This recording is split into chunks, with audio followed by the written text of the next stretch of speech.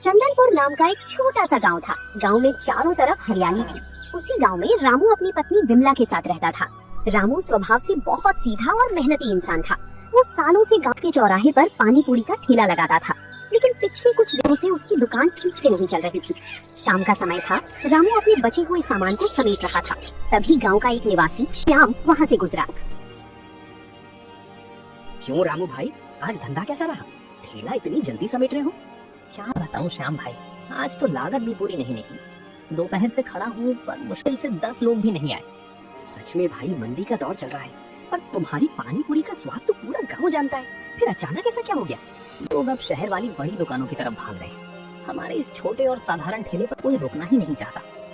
समझ नहीं आता कि घर का खर्च कैसे चलाऊंगा। हिम्मत मत हारो रामू, वक्त हमेशा एक जैसा नहीं रहता। तुम थोड़ा सा अपने तीखे पानी का स्वाद बदलो, शायद लोग फिर से आने लगे। कोशिश तो पूरी कर रहा हूँ श्याम भाई, पर जब जेब खाली हो तो नया कुछ करने में भी डर लगता है। अगर कल भी ऐसा ही रहा तो मुझे उधार मांगना पड़ेगा। उधार के चक्कर में मत पड़ना भाई, कर्ज इंसान को खा जाता है। तुम बस मेहनत करो। अच्छा, मैं चलता हूँ, घर पर सब राह देख रहे होंगे। रामू ने सिर हिलाया और अपना ठेला आगे बढ़ा दिया। जब वो घर पहुंचा तो उसकी पत्नी विमला दरवाजे पर ही खड़ी उसका इंतजार कर रही थी। रामू के चेहरे की मायूसी देखकर वो सब समझ गई। आज फिर से वही हाल रहा क्या? आप इतने परेशान क्यों दिख रहे हैं? हाँ विमला, आज की कमाई से तो कल के आलू और मसालों का पैसा भी नहीं निकल पाएगा। समझ नहीं आ रहा कि इस गरीबी से कब छुटकारा मिलेगा। आप हौसला मत खोइए। जब तक हमारे हाथ पैर सलामत हैं, हम भूखे नहीं सोएंगे। ईश्वर ने कुछ न कुछ अच्छा सोचा ही होगा।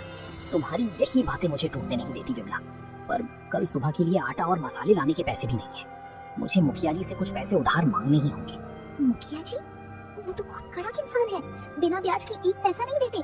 क्या कोई और रास्ता नहीं है? कोई रास्ता नहीं बचा है विमला। अगर कल ठेला नहीं लगा तो परसों खाने के लाले पड़ जाएंगे। मुझे जाना ही होगा। अगली सुबह सूरज निकलते ही रामू भारी कदमों से गांव के मुखिया ठाकुर धनराज के आलीशान मकान की तरफ चल पड़ा। मुखिया अपने बरामदे में बैठे हुए थे। रामू को देखते ही उनके तेवर बदल गए। अरे रामू, आज सुबह सुबह यहाँ कैसे आना हुआ? अपनी पानी पूरी का ठेला छोड़ हमारे घर का रास्ता कैसे याद आ गया? प्रणाम मुखिया जी, वो असल में थोड़ी मदद चाहिए थी। पिछले कुछ दिनों से धंधा बिल्कुल मंदा है, घर में राशन के भी पैसे नहीं बचे। अच्छा, तो पानी पूरी वाले की गाड़ी की हवा निकल गई? साफ साफ कहो कि पैसा उधार चाहिए। कितना चाहिए तुम्हें? जी, सिर्फ 500 रुपए मिल जाते तो मैं आज के लिए सामान खरीद लेता। जैसे ही कमाई होगी मैं आपके पैसे लौटा दूंगा। देख लो, 500 रुपए तो मिल जाएंगे, लेकिन मेरी एक शर्त होगी। कैसी शर्त मुखिया जी? अगले महीने की पहली तारीख तक तुम्हें मुझे पूरे 700 रुपए वापस करने होंगे, और अगर तुम नहीं दे पाए तो तुम्हारा ये पानी पूरी का ठेला मेरा हो जाएगा, और फिर तुम मेरे खेतों में बंधुआ मजदूर बनकर काम करोगे। रामू के पैरों तले जमीन खिसक गई। वो ठेला ही उसकी जिंदगी का एकमात्र सहारा था। उसने कुछ पल सोचा, लेकिन घर की स्थिति याद आते ही उसने भारी मन से हामी भर दी। ठीक है मुखिया जी, मुझे आपकी शर्त मंजूर है। मुझे पूरा भरोसा है कि मेरी मेहनत बेकार नहीं जाएगी। ये लो पैसे। याद रखना रामू, धनराज की जुबान और शर्त कभी नहीं बदलती।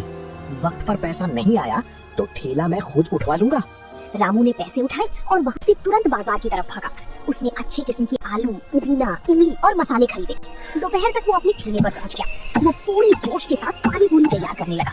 तभी उसका पुराना दोस्त मंगल वहाँ आया। वाह रामू भाई, आज तो बड़े जोश में मसाले कूट रहे हो। क्या बात है, कहीं से कोई बड़ा ऑर्डर मिला है क्या? ऑर्डर नहीं भाई, आज मेरी जिंदगी की परीक्षा है। मैंने मुखिया जी से उधार लिया है। अगर ये पानी पूरी आज नहीं बिकी तो मेरा सब कुछ छिन जाएगा। क्या? मुखिया से उधार? तुमने बहुत बड़ा जोखिम उठा लिया रामू। वो इंसान किसी का सगा नहीं है। जानता हूँ मंगल भाई, पर मेरे पास कोई और उपाय नहीं था। आज मेरे पानी में कुछ खास देसी जड़ी बूटियाँ और नए मसाले मिलाए हैं। देखना, आज जो भी खाएगा वो उंगलियां चाटता रह जाएगा। चलो, तुम्हारी ये हिम्मत देखकर अच्छा लगा। भगवान करे आज तुम्हारी सारी पानी पूरी बिक जाए। लो, पहला ग्राहक मैं ही बनता हूँ, मुझे एक प्लेट खिलाओ। रामू ने मुस्कुराते हुए मंगल को पहली पानी पूरी खिलाई। मंगल ने जैसे ही उसे मुंह में डाला, उसकी आंखें खुली की खुली रह गई। स्वाद सचमुच लाजवाब था। अरे भाई रामू, ये तुमने क्या जादू कर दिया? ऐसा स्वाद तो मैंने अपनी पूरी जिंदगी में कभी नहीं चखा। सच कह रहे हो मंगल भाई? तुम्हें सच में पसंद आया या सिर्फ मेरा दिल रखने के लिए बोल रहे हो? अरे सच कह रहा हूँ भाई, इस पानी में जो तुमने पुदीने और सूखी इमली के साथ वो गुप्त मसाला मिलाया है, उसने तो कमाल ही कर दिया। तीखापन भी है, खट्टापन भी है और एक अनोखी खुशबू भी है। तभी चौराहे से गांव के दो और लोग सुधीर और रमेश वहां से गुजरे। मंगल को मजे से पानी पूरी खाते देखकर वे दोनों भी ठेले के पास रुक गए। क्यों मंगल भाई, अकेले अकेले ही स्वाद ले रहे हो? रामू के ठेले पर आज कुछ खास बना है क्या? अरे सुधीर भाई पूछो मत, आज रामू ने जो पानी पूरी बनाई है उसे खाकर आत्मा तृप्त हो गई। तुम दोनों भी एक बार आजमा कर देखो। पर रामू की पानी पूरी तो हमेशा जैसी ही साधारण होती है, इसमें ऐसा क्या अलग होगा? रमेश भाई एक बार खाकर तो देखिए, अगर पसंद ना आए तो पैसे मत देना, ये मेरा वादा है। चलो भाई, जब मुफ्त का चैलेंज मिल रहा है तो एक प्लेट लगा ही दो रामू। रामू ने जल्दी से फुल्की में आलू भरा और उसे ठंडे तीखे चटपटे पानी में डुबोकर सुधीर के दोने में रख दिया। सुधीर ने जैसे ही उसे खाया वो दंग रह गया। उसने तुरंत रमेश की तरफ देखा। रमेश जल्दी खा, रामू ने सच में कोई जादुई मसाला तैयार किया है। ऐसा तीखा पानी मैंने शहर के बड़े से बड़े बाजार में भी नहीं पिया। वाह, सच में लाजवाब है।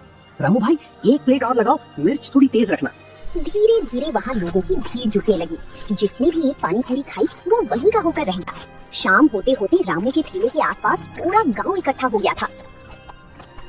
रामू के ठेले पर रौनक कम होने का नाम नहीं ले रही थी। गांव के लोग लाइन लगाकर अपनी बारी का इंतजार कर रहे थे। रामू के दोनों हाथ फटाफट चल रहे थे, लेकिन उसका चेहरा थकान के बावजूद चमक रहा था। रामू भाई थोड़ा पानी और देना, इस पानी को पीकर तो पेट भर जाता है पर मन नहीं भरता। लीजिए भाई साहब, जितना मन करे उतना पीजिए, आप लोगों का प्यार ही मेरी असली कमाई है। उसी भीड़ में दूर खड़ा गांव का एक दूसरा दुकानदार सुखिया ये सब देख रहा था। सुखिया चौराहे पर चाट और समोसे की दुकान चलाता था। उसके यहाँ हमेशा भीड़ रहती थी, लेकिन आज उसकी दुकान पूरी तरह खाली थी। उसके अंदर ईर्ष्या की आग सुलगने लगी थी। इस रामू के पास अचानक इतनी भीड़ कहाँ से आ गई? लोग मेरे गर्मा गर्म समोसे छोड़कर इसके खराब पानी को पीने के लिए लाइन लगा रहे। सुखिया से रहा नहीं गया और वो भीड़ को चीरता हुआ रामू के ठेले के पास पहुंच गया। उसने रामू के तीखे पानी के बर्तन को घूर कर देखा। अरे ओ रामू, ऐसा क्या मिला दिया है इस पानी में? कहीं लोगों को बीमार करने की कोई दवा तो नहीं डाल दी? इतनी भीड़ तो कभी नहीं देखी यहाँ। अरे सुखिया भाई, जलन अच्छी बात नहीं है। रामू ने अपनी मेहनत से ये स्वाद तैयार किया है। तुम भी एक बार चक्कर देखो, अपनी दुकान के समोसे भूल जाओगे। चुप रहो मंगल, मुझे इसके ठेले का कचरा खाने की जरूरत नहीं है। मुझे तो दाल में कुछ काला लगता है। कल तक तो दाने दाने को मोहताज था और आज अचानक इसके पास जादुई मसाला आ गया। सुखिया भाई, मैंने इसमें कोई गलत चीज नहीं मिलाई है। ये बस शुद्ध मसालों और मेरी किस्मत का खेल है। अगर आपको कोई शक है तो आप खुद इसकी जांच कर सकते हैं। जांच तो मैं करवाऊंगा ही। अगर किसी की तबीयत खराब हुई तो सबसे पहले मैं ही मुखिया जी को बुलाकर लाऊंगा, याद रखना। सुखिया पैर पटकता हुआ अपनी दुकान की तरफ लौट गया। रामू का मन थोड़ा उदास हुआ, लेकिन ग्राहकों के प्रोत्साहन ने उसका हौसला फिर बढ़ा दिया। रात के 9 बजे तक रामू का सारा सामान खत्म हो चुका था। उसकी जेब आज नोटों से भरी हुई थी। वो खुशी खुशी अपने घर की तरफ रवाना हुआ, जहाँ विमला उसका इंतजार कर रही थी। उसने आंगन में ठेला खड़ा किया और सीधे अंदर गया। रामू ने जेब से पैसों की गड्डी निकाली और विमला के हाथ में रख दी। और इतने सारे पैसे! रामू, कहीं तुमने मुखिया जी से और ज्यादा उधार तो नहीं ले लिया? नहीं विमला, ये उधार के पैसे नहीं बल्कि आज की कमाई है। आज हमारा ठेला ऐसा चला कि रात 9 बजे तक एक बूंद पानी भी नहीं बचा। सच में? हे ईश्वर, आपका लाख लाख धन्यवाद। मुझे पता था कि आपकी मेहनत एक दिन रंग जरूर लाएगी, पर अचानक ऐसा क्यों हुआ? मैंने आज पानी में कुछ नए मसालों का मिश्रण डाला था। गांव वालों को उसका स्वाद इतना भाया कि लोग लाइन लगाकर खड़े थे। ये तो बहुत अच्छी बात है, लेकिन रामू, जब इंसान तरक्की करता है तो दुनिया में जलने वालों की कमी नहीं होती। आप थोड़ा संभल कर रहिएगा। तुम चिंता मत करो विमला, जब तक मैं ईमानदारी से काम कर रहा हूँ मेरा कोई कुछ नहीं बिगाड़ सकता। चलो जल्दी से खाना लगाओ, सुबह फिर से मंडी जाना है। वहीं दूसरी तरफ गांव के एक सुनसान कोने में सुखिया और मुखिया जी के वफादार आदमी कालू के बीच एक गुप्त मुलाकात हो रही थी। सुखिया का चेहरा ईर्ष्या से लाल था। कालू भाई, तुम्हें बस एक छोटा सा काम करना है। उस रामू की पानी पूरी ने मेरा पूरा धंधा चौपट कर दिया है। बोलो सुखिया भाई, क्या करना है? क्या उसके ठेले को तोड़ दूं या उसे गांव से भगा दूं? नहीं, ऐसा करने से सब मुझ पर शक करेंगे। तुम्हें बस आज आधी रात को उसके घर जाना है, जहाँ वो अपना ठेला खड़ा करता है। वहाँ जाकर उसके पानी के बर्तनों में ये कड़वा और बदबूदार तेल मिला देना है।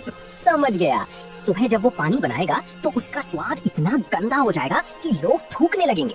उसका नाम और धंधा दोनों एक झटके में खत्म। बिल्कुल सही। और जब लोग उसकी शिकायत करेंगे तो मुखिया जी खुद उसका ठेला जब्त कर लेंगे। फिर न रहेगा बांस, न बजेगी बांसुरी। कालू ने सिर हिलाया और रामू के घर की तरफ निकल गया। सुखिया मन ही मन रामू की बर्बादी का जश्न मनाने लगा। अगली सुबह रामू हमेशा की तरह जल्दी उठा। वो बहुत उत्साहित था। उसने मंडी से ताजा पुदीना और मसाले लाकर रख दिए थे।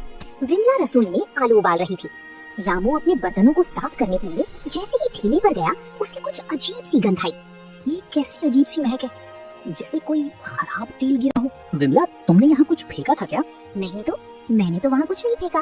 क्या हुआ? रामू ने जब पानी बनाने वाले बड़े पीतल के बर्तन को उठाया तो देखा कि उसके अंदर एक अजीब सा काला गाढ़ा तेल चिपका हुआ था। उसने बर्तन को सूंघा और तुरंत पीछे हट गया।